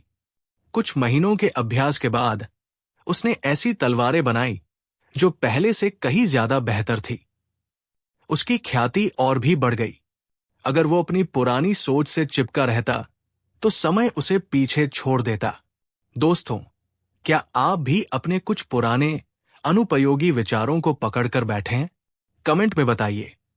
आपने हाल ही में अपनी कौन सी पुरानी सोच या आदत को बदला या पीछे छोड़ा है? गुण 28, निर्णय लेने से पहले समग्र सोच। बुद्धिमत्ता का 28वां गुण हमारे निर्णय लेने की प्रक्रिया से जुड़ा है। यह है समग्र और बहुआयामी सोच। एक औसत व्यक्ति किसी भी स्थिति को सिर्फ एक या दो दृष्टिकोण से देखता है, अक्सर अपने खुद के नजरिए से। वो तुरंत नतीजों पर पहुंच जाता है। लेकिन एक बुद्धिमान व्यक्ति किसी भी महत्वपूर्ण निर्णय पर पहुंचने से पहले एक जासूस की तरह उसके सभी संभावित पहलुओं की जांच करता है। वो खुद से पूछता है, इस फैसले का शॉर्ट टर्म और लॉन्ग टर्म असर क्या होगा? इसका मुझ पर, मेरे परिवार पर और समाज पर क्या प्रभाव पड़ेगा?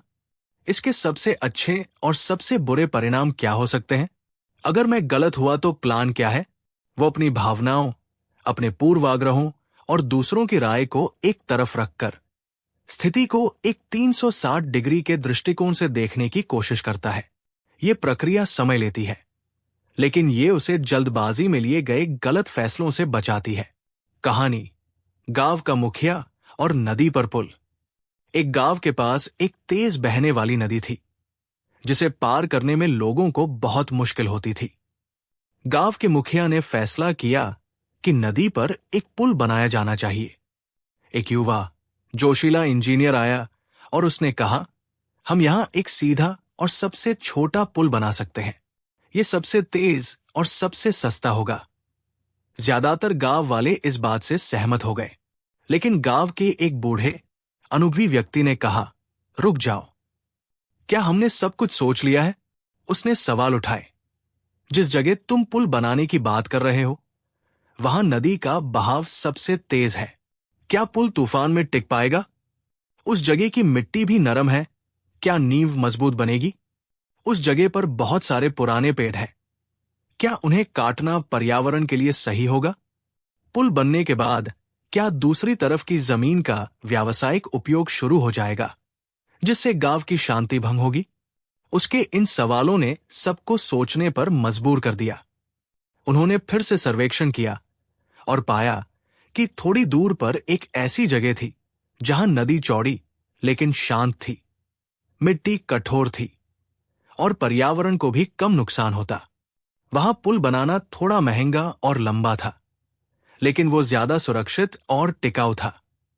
उस बूढ़े व्यक्ति की समग्र सोच ने गांव को एक भविष्य की बड़ी आपदा से बचा लिया। क्या आपने कभी कोई फैसला सिर्फ इसलिए गलत लिया क्योंकि आपने जल्दबाजी की और सभी पहलुओं पर विचार नहीं किया? कमेंट में लिखिए। अब मैं सोच समझकर चलता हूं, अगर आप भी इस गुण को अपनाना चाहते हैं। गुण 29, रिश्तों को निभाने की परिपक्वता। बुद्धिमत्ता का 29वां गुण हमारी किताबों या करियर में नहीं, बल्कि हमारे रिश्तों में झलकता है। बुद्धिमान होना सिर्फ खुद को समझने के बारे में नहीं है, ये दूसरों को समझने और उनके साथ अपने संबंधों को परिपक्वता और सम्मान के साथ संभालने के बारे में भी है। एक बुद्धिमान व्यक्ति जानता है कि रिश्ते कोई प्रतियोगिता नहीं है जहां हर बहस को जीतना जरूरी है। वो जानता है कि कभी कभी रिश्ते को बचाने के लिए अपनी बात को हारना ज्यादा बुद्धिमानी है। वो अपनी ईगो को रिश्ते से ज्यादा महत्व नहीं देता। वो माफ करना और माफ मांगना दोनों जानता है। वो सुनता है, समझता है और सहानुभूति रखता है। वो रिश्तों में जीतने की नहीं, बल्कि जोड़ने की भावना से चलता है। कहानी, पति पत्नी और टूटा हुआ फूलदान। एक पति पत्नी थे जो एक दूसरे से बहुत प्यार करते थे। एक दिन गलती से पति के हाथ से पत्नी का पसंदीदा फूलदान गिरकर टूट गया। वो फूलदान उसकी मां ने उसे दिया था और वो उसके लिए बहुत कीमती था। पत्नी बहुत नाराज और दुखी हुई। उसने पति पर चिल्लाना शुरू कर दिया, तुम हमेशा इतने लापरवाह क्यों रहते हो? तुम्हें मेरी किसी चीज की कद्र नहीं है। पति भी बचाव में आ गया, मैंने जानबूझकर नहीं तोड़ा, गलती से हो गया। तुम एक फूलदान के लिए इतना क्यों चिल्ला रही हो? बहस बढ़ने लगी। दोनों अपनी अपनी जगह पर सही थे और अपनी बात को साबित करना चाहते थे। उनका अहंकार उनके प्यार पर हावी हो रहा था। तभी पति को एहसास हुआ। उसने सोचा, मैं ये बहस जीतकर क्या हासिल कर लूंगा? क्या टूटा हुआ फूलदान वापस आ जाएगा? नहीं, लेकिन मैं अपने रिश्ते को जरूर चोट पहुंचा रहा हूं। वो चुप हो गया। उसने अपनी पत्नी के पास जाकर उसका हाथ पकड़ा और शांत आवाज में कहा, तुम सही हो, मुझे ज्यादा सावधान रहना चाहिए था। मैं जानता हूं कि यह फूलदान तुम्हारे लिए कितना मायने रखता था। मुझे माफ कर दो। उसका यह सरल, अहंकारहित वाक्य एक जादू की तरह काम कर गया। पत्नी का गुस्सा भी शांत हो गया। उसने कहा, नहीं, मुझे भी तुम पर ऐसे नहीं चिल्लाना चाहिए था। गलती किसी से भी हो सकती है। उस एक पल की बुद्धिमानी ने उनके रिश्ते को एक बड़ी दरार से बचा लिया। आप बताइए, क्या आपने कभी अपनी बुद्धिमानी से किसी टूटते हुए रिश्ते को बचाया है? गुण 30, आत्मा की आवाज को सुनना। और अब हम आते हैं बुद्धिमत्ता के उस अंतिम और सबसे गहरे गुण पर। यह है अपनी अंतरात्मा की आवाज को सुनना और उस पर भरोसा करना। हमारा दिमाग तर्क, तथ्यों और विश्लेषण की भाषा बोलता है। समाज हमें बताता है कि क्या करना चाहिए, लेकिन हमारे भीतर एक और गहरी आवाज होती है, हमारे दिल की, हमारी आत्मा की आवाज। ये आवाज अक्सर बहुत शांत और सूक्ष्म होती है और दुनिया के शोर में आसानी से दब जाती है। ये आवाज हमें बताती है कि हमारे लिए वास्तव में क्या सही है, हमारा असली रास्ता कौन सा है, भले ही वो तर्क के खिलाफ क्यों न हो।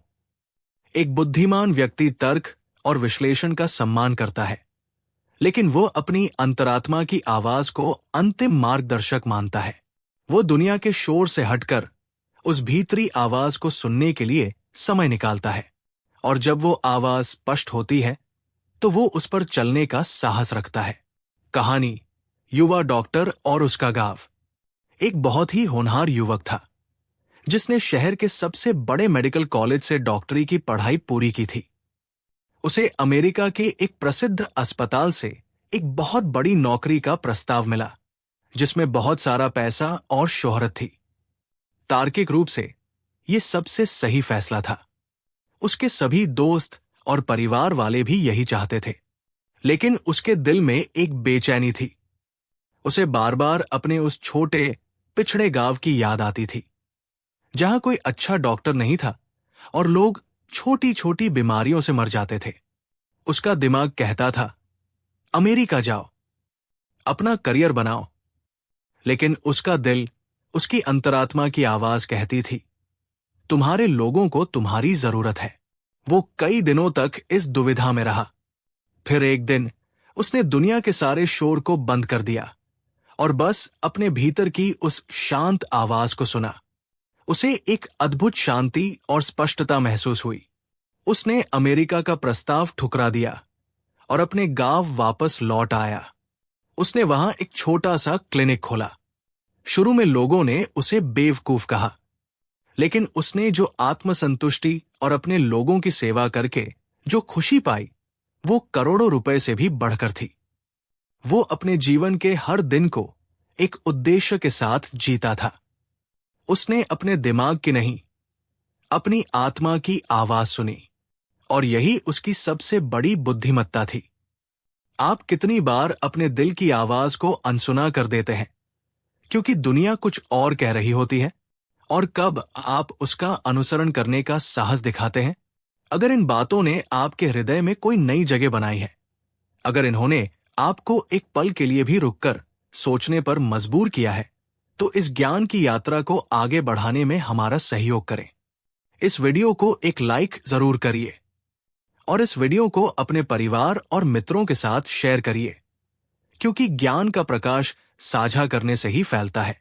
अपना कीमती समय देने के लिए आपका बहुत बहुत धन्यवाद। अपना ध्यान रखिए और अपनी बुद्धिमत्ता को हर दिन एक साधना की तरह जीते रहिए।